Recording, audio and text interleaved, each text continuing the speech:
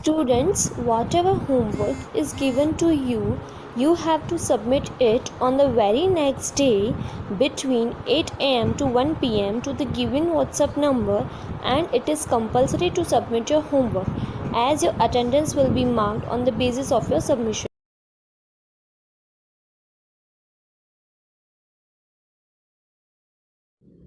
पाठ 12 कठिन शब्द। नंबर 1 ऋण, नंबर 2 बर्छियाँ, नंबर 3 पुरोहित, नंबर 4 पत्रिकाएँ, नंबर 5 शौकीन, नंबर 6 रद्दी, नंबर 7 चित्रकला, नंबर 8 विज्ञापन, नंबर 9 चिट्ठी, number 10 registry, number 11 Chiranjeevi, number 12 परमात्मा, नंबर 13 बेसुध, नंबर 14 सिरहाने, नंबर 15 आश्चर्य। बच्चों, अब हम पाठ में आए मौखिक प्रश्नों के उत्तर समझते हैं। प्रश्न 1, पंडित शादीराम ने कर्ज किससे लिया था? उत्तर, पंडित शादीराम ने लाला सदानंद से कर्ज लिया था। प्रश्न 2, लाला सदानंद ने पत्रिकाएं देखकर उन्हें क्या सुझाव दिया? उत्तर, लाला सदानंद ने सुझाव दिए कि पत्रिकाओं से अच्छे चित्र काटकर एक एल्बम बनाओ। अगर किसी शौकीन को पसंद आ जाए तो 1000-2000 रुपये मिल जाएं। प्रश्न 3, शादीराम लाला सदानंद को कितने रुपए देना चाहते थे? उत्तर, शादीराम लाला सदानंद को 500 रुपये देना चाहते थे। प्रश्न 4, पंडित शादीराम ने पुरानी पत्रिकाओं से चित्र किस प्रकार इकट्ठे किए? उत्तर, शादीराम दिन भर बैठकर पत्रिकाओं से चित्र छांटते रहे। शाम तक करीब 200 चित्र छांट लिए और उन चित्रों का एक एल्बम बनाया। प्रश्न, इस कहानी से आपको क्या शिक्षा मिलती है? उत्तर, इस कहानी से हमें शिक्षा मिलती है कि हमें निस्वार्थ भाव से ज़रूरतमंद व्यक्ति की मदद करनी चाहिए। बच्चों, अब हम लघु उत्तरीय प्रश्नों के उत्तर समझते हैं। प्रश्न 1, पंडित शादीराम के लिए एक एक पैसा मोहर जैसा क्यों था? उत्तर, पंडित शादीराम गरीब थे। वे अपने यजमान सदानंद के 500 रुपये कर्ज को चुकाना चाहते थे, इसलिए उनके लिए एक एक पैसा मोहर जैसा था। प्रश्न 2, लाला सदानंद का स्वभाव कैसा था? उत्तर, लाला सदानंद नेक दिल, निस्वार्थी और परोपकारी इंसान थे। प्रश्न 3, इस कहानी के लिए अन्य शीर्षक लिखिए। उत्तर, इस कहानी के अन्य शीर्षक एल्बम और कर्ज हो सकते हैं। बच्चों, अब हम दीर्घ उत्तरीय प्रश्नों के उत्तर समझते हैं। प्रश्न 1, पंडित जी की आंखों में आंसू क्यों आ गए? वे क्या बोले? उत्तर, जब लाला सदानंद ने कहा कि यह रुपया अब आप ही रखें, मैं आपका यजमान हूँ, मेरा धर्म है कि मैं आपकी सेवा करूँ। अगर मैंने 4 पैसे दे दिए तो कौन सा गजब हो गया। यह बात सुनकर पंडित जी की आंखों में आंसू आ गए। प्रश्न 2, अगर 2000 लिख देता तो शायद उतने ही मिल जाते। इस कथन से मानव स्वभाव की कौन सी विशेषता उजागर होती है? उत्तर, इस कथन से मानव स्वभाव के लालच का पता चलता है, असंतोष का पता चलता है। इंसान को जितना मिलता है उतना ही कम है। वह ज़्यादा के लालच में जो कुछ है उसका भी मज़ा किरकिरा कर देता है।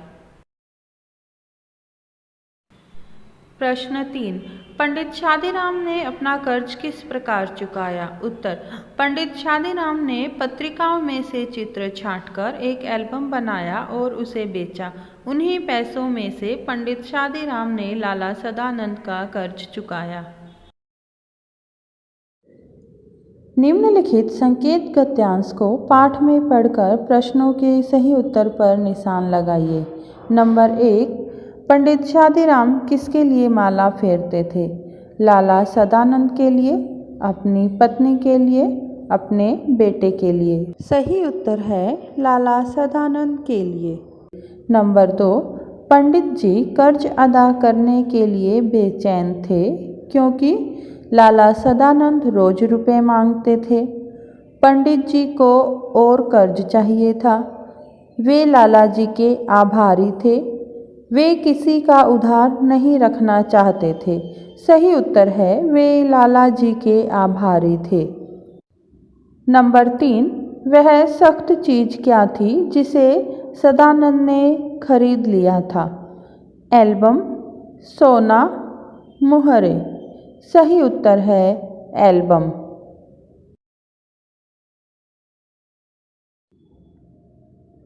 नीचे दिए गए वर्णों को जोड़कर ऐसे नए शब्द बनाइए जिनके अंत में दार जुड़ा हो।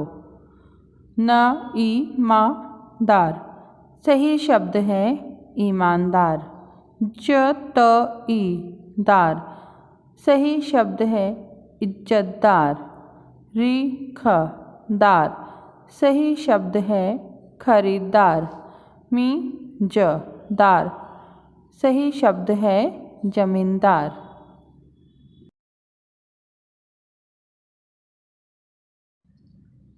आओ बच्चों, अब हम समझते हैं सकर्मक और अकर्मक क्रिया। क्रिया के दो भेद होते हैं, सकर्मक क्रिया, अकर्मक क्रिया।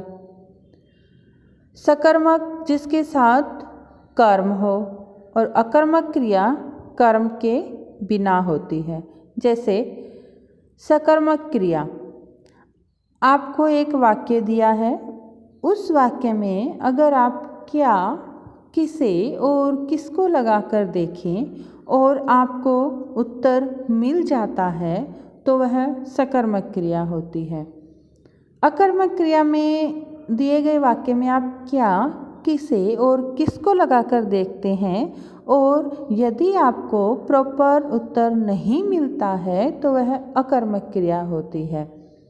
जैसे राम फल खाता है, यह वाक्य हमें दिया है।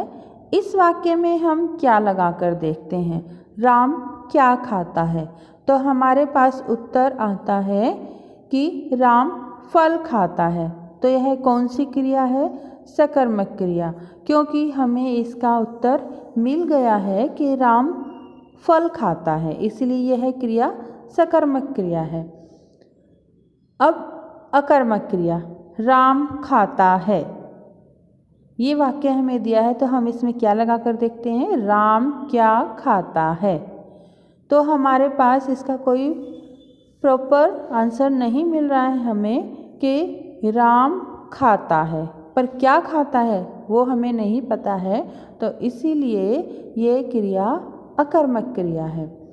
सकर्मक और अकर्मक क्रिया को पहचानने के लिए दिए गए वाक्यों के बीच में क्या, किसे और किसको लगाकर देखने से यदि हमें उत्तर मिलता है तो क्रिया सकर्मक है, यदि हमें उत्तर नहीं मिलता तो क्रिया अकर्मक है।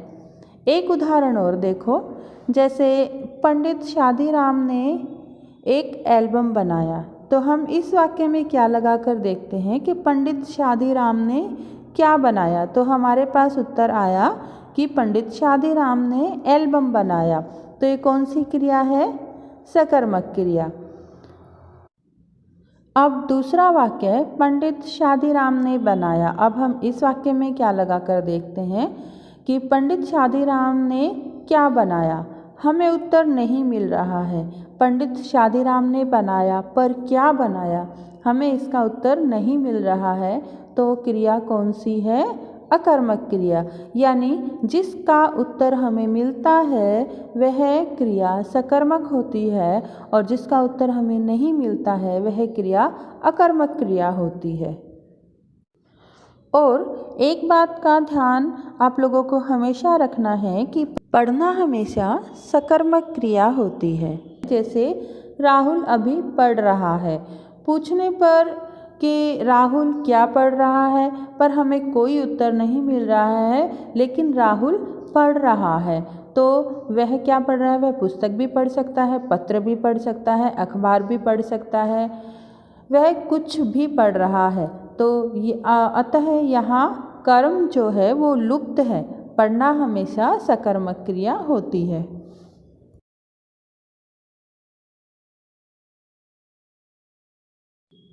निम्नलिखित मुहावरों का अर्थ दिया हुआ है।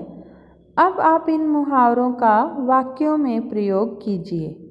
आँख न उठना, संकोच होना, दिल कांपना, घबराहट होना, पेट काटना, भूखा रहना, हृदय पर बर्छियाँ चलना, अत्यंत पीड़ा होना, सिर पीटना, अफसोस व्यक्त करना। मुहावरों के दिए गए अर्थों का प्रयोग करके विद्यार्थी वाक्य स्वयं बनाएंगे।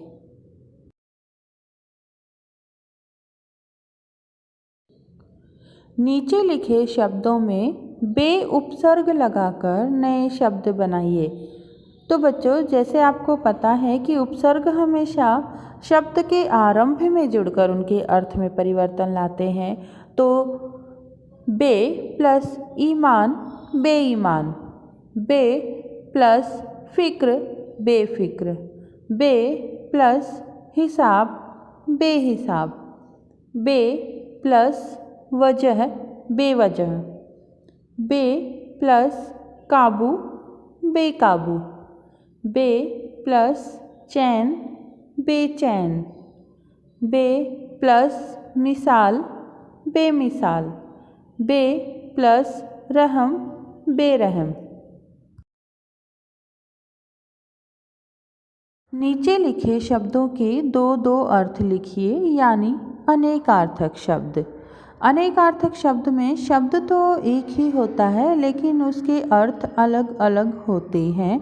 जैसे अंक, गोद, संख्या, पत्र, पत्ता, चिट्ठी, कर, हाथ, टैक्स, तीर, बाण, किनारा।